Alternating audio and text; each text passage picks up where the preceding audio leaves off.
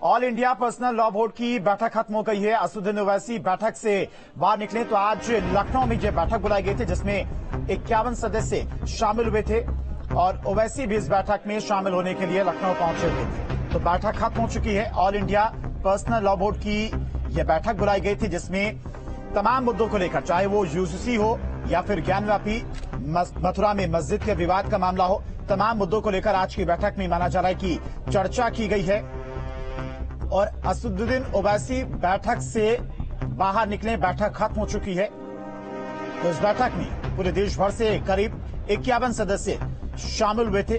कई अहम मुद्दों को लेकर इस बैठक में चर्चा की गई और इसी खबर पर तमाम जानकारी के साथ में लखनऊ से संवाददाता निखिल हमारे साथ जुड़ गए। निखिल, क्या कुछ रहा आज की बैठक में?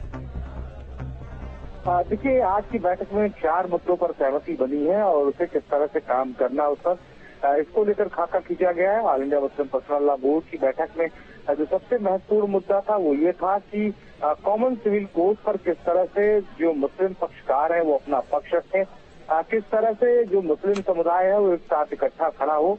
जिस तरह से ट्रिपल तलाक कानून लाया गया और उसे खत्म किया गया, उसी तरह से कहीं कॉमन सिविल कोड को भी खत्म न कर दिया जाए, इसी को लेकर ये बैठक का पहला जो महत्वपूर्ण बिंदु रहा वो ये रहा।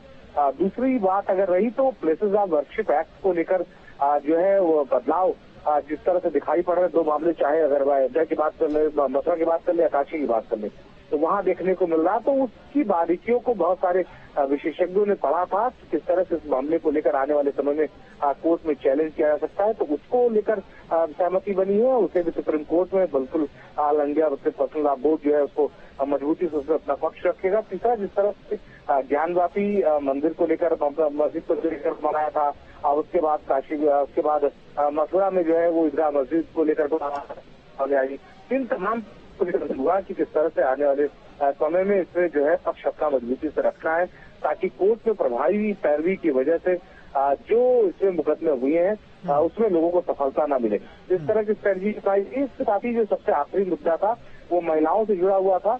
महिलाओं को किस तरह से मजबूत किया जाए, उनको किस तरह से सशक्त बनाया जाए, उसको लेकर भी इस बैठक में मंथन हुआ। जी ठीक है निखिल, बहुत बहुत शुक्रिया आपका तमाम सारी जानकारी के लिए। तो बैठक खत्म हो चुकी है। 4 अहम मुद्दों पर इस बैठक में माना जा रहा है कि चर्चा की गई है।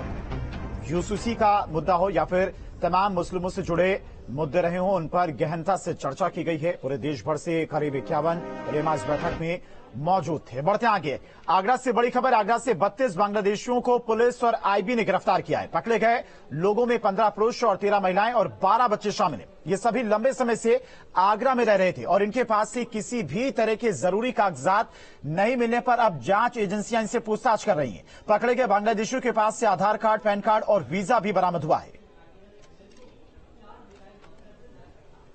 आगरा थाना सिकंदरा पुलिस ने सिकंदरा इलाके से आईबी के साथ मिलकर 32 बांग्लादेशियों को गिरफ्तार किया है। गिरफ्तार करने के बाद सिकंदरा पुलिस और आईबी उनके साथ गहनता से पूछताछ कर रही है क्योंकि भारत में आने के लिए उनके पास कोई भी दस्तावेज ऐसा नहीं है कि वो भारत में रह सकें, लेकिन आगरा में रहकर उन्होंने आधार कार्ड जरूर बनवा लिए हैं।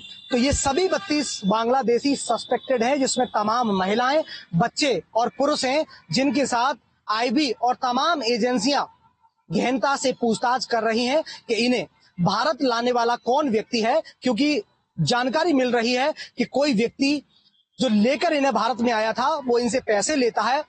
पुलिस उसकी भी तस्दीक कर रही है कि आखिर वो व्यक्ति कौन है जिन लोगों को, बांग्लादेशियों को आगरा लेकर